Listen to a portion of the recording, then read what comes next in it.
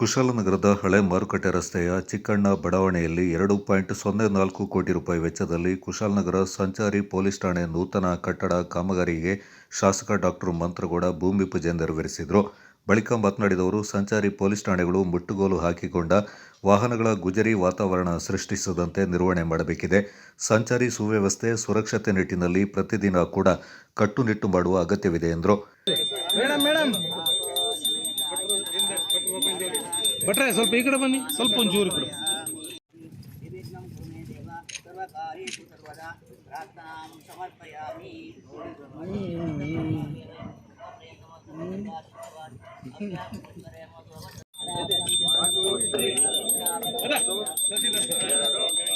Sir ಇಲ್ಲ ಇಲ್ಲ sir ಹಂಗೆ ಸರ್ ಇಟ್ಕೊಳ್ಳಿ ಹಂಗೆ. ಇದು ಟ್ರಾಫಿಕ್ ಪೊಲೀಸ್ ಟ್ರಾಫಿಕ್ ಸ್ಟೇಷನ್. ಸರ್ವಕಾರ್ಯೇಷು ಸರ್ವದಾ ಪ್ರಾರ್ಥನಾಂ ಸಮರ್ಪಯಾಮಿ.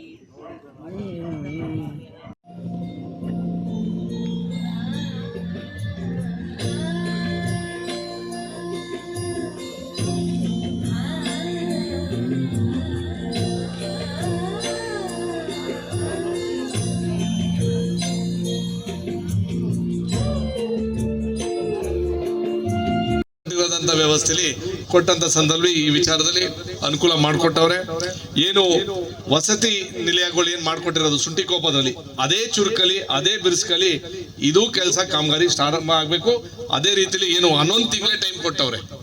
11 ತಿಂಗಳೊಳಗೇನೆ ಈ ಕಾಮಗಾರಿನ ನಾವು ಮುಚ್ಚಿಸ್ಬೇಕು ಅಂತ ನನ್ನ ಅಭಿಪ್ರಾಯ. ಬೇಕಿದ್ರೆ ಅವತ್ತಿನ ಕಾರ್ಯಕ್ರಮದಲ್ಲಿ ಮತ್ತೊಮ್ಮೆ ಪರಮೇಶ್ವರ್ ಸಾಹೇಬ್ರನ್ನ ಕರ್ಸಕ್ಕೆ ಅವಕಾಶ ಇದ್ರೆ ಅವನು ಕರ್ಸನ ಅಂತ ಹೇಳ್ತಾ, ಮತ್ತೊಮ್ಮೆ ನಮ್ಮ ಪೊಲೀಸ್ ಸಿಬ್ಬಂದಿಗಳಿಗೆ ನನ್ನ ಮುಖಾಂತರ ಏನ್ ಮನವಿ ಅಂತಂದ್ರೆ, ಟ್ರಾಫಿಕ್ ಬೇಕಾದಷ್ಟು ಸಮಸ್ಯೆಗಳು ನಿರಂತರವಾಗಿ ನೋಡ್ಕೊಂಡ್ ಬರ್ತಾ ಇದ್ದೀರಾ. ಪಾರ್ಕಿಂಗ್ ಇರ್ಬೋದು, ಒನ್ ವೇ ಡ್ರೈವಿಂಗ್ ಇರ್ಬೋದು, ಡ್ರಿಂಕಿಂಗ್ ಅಂಡ್ ಡ್ರೈವಿಂಗ್ ಇರ್ಬೋದು, ಡಾಕ್ಯುಮೆಂಟ್ಸ್ ಇಲ್ದಂತ ಸಂದರ್ಭದಲ್ಲಿ ಸಮಸ್ಯೆಗಳಿರ್ಬೋದು.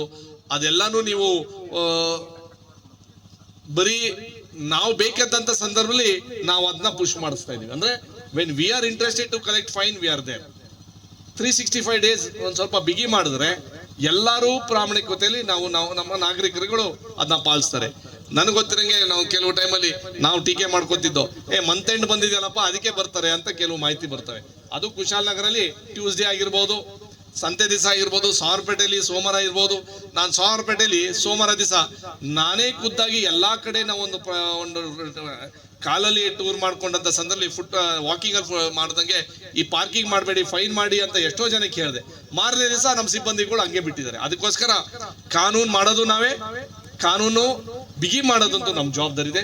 ಅದಕ್ಕೆ ಕುಶಾಲನಗರ ತಾಲೂಕು ಗ್ಯಾರಂಟಿ ಯೋಜನೆಗಳ ಅನುಷ್ಠಾನ ಸಮಿತಿ ಅಧ್ಯಕ್ಷ ವಿಪಿ ಶಶಿಧರ್ ಮಾತನಾಡಿ, ಕುಶಾಲನಗರ ತಾಲೂಕಿನ ಮಾನದಂಡ ಪ್ರಕಾರ ಸಾಮಾಜಿಕವಾಗಿ, ಶೈಕ್ಷಣಿಕವಾಗಿ, ಸಾಂಸ್ಕೃತಿಕವಾಗಿ ಅಭಿವೃದ್ಧಿ ಪಥದಲ್ಲಿ ಸಾಗ್ತಾ ಇದೆ. ಅದಕ್ಕೆ ಪೂರಕವಾಗಿ ಹೊಸ ಅಭಿವೃದ್ಧಿ ಯೋಜನೆಗಳನ್ನು ಅನುಷ್ಠಾನಗೊಳಿಸುವಲ್ಲಿ ಶಾಸಕರ ಕಾಳಜಿ ಹೆಚ್ಚಿನದ್ದಾಗಿದೆ ಎಂದರು.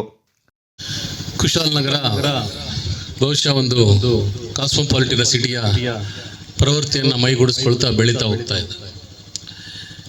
ಇಲ್ಲಿ ತಾಲೂಕು ಹೆಡ್ ಕ್ವಾರ್ಟರ್ಸ್ಗಿನ್ನ ಮೀರಿದಂಥ ಅನೇಕ ಮಾನದಂಡಗಳು, ಅಳತೆಗೋಲುಗಳು ಇಲ್ಲಿ ಸ್ಥಾಪನೆ ಆಗಲಿಕ್ಕೆ ಏನು ಕೆಲವು ಖಾಸಗಿ ಕಂಪನಿಗಳಾಗಲಿ ಅಥವಾ ಸರ್ಕಾರಗಳಾಗಲಿ ಏನು ಮಾನದಂಡಗಳಿದೆ ಅದೆಲ್ಲವನ್ನು ಕೂಡ ಪೂರೈಸುವಂಥ ದಿಸೆಯಲ್ಲಿ ಇವತ್ತು ಅನೇಕ ವಾಣಿಜ್ಯವಾಗಿ, ಶೈಕ್ಷಣಿಕವಾಗಿ ಅಥವಾ ಪ್ರವಾಸೋದ್ಯಮ ದೃಷ್ಟಿಕೋನದಿಂದ, ಕೈಗಾರಿಕಾ ದೃಷ್ಟಿಕೋನದಿಂದ ಇಲ್ಲೆಲ್ಲ ದಿಸೆಯಲ್ಲೂ ಕೂಡ ಇದು ಅಭಿವೃದ್ಧಿಯ ಪಥದೆಡೆಗೆ ಸಾಗ್ತಾ ಇದೆ.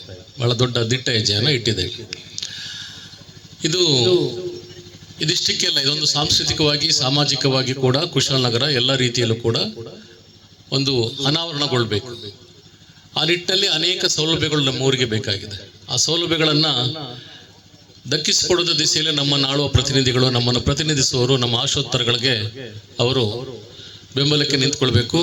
ಕುಶಾಲನಗರ ಯೋಜನಾ ಪ್ರಾಧಿಕಾರದ ಅಧ್ಯಕ್ಷ ಪ್ರಮೋದ್ ಮುತ್ತಪ್ಪ ಈ ಸಂದರ್ಭ ಮಾತನಾಡಿದರು. ಇಲ್ಲಿ ಏನಾಗುತ್ತೆ ಅಂತ ಹೇಳಿದ್ರೆ, ಈ ಜಾಗನ ನಾವು ತಗೋಬೇಕು ಅಂತ ಹೇಳಿದ್ರೆ ಹಲವಾರು ಕಾನೂನು ತೊಡ್ಕೊಳ್ಳುತ್ತೆ ಸರ್. ಅದು ನಮ್ಮ DSP ಅವ್ರಿಗೂ ಗೊತ್ತು, ಇದಕ್ಕಿಂತ ಮುಂಚೆ ಇದ್ದ DSP ಅವ್ರಿಗೂ ಗೊತ್ತಿದೆ ಅದೇನಾಯಿತು ಅಂದ್ಕೊಂಡು.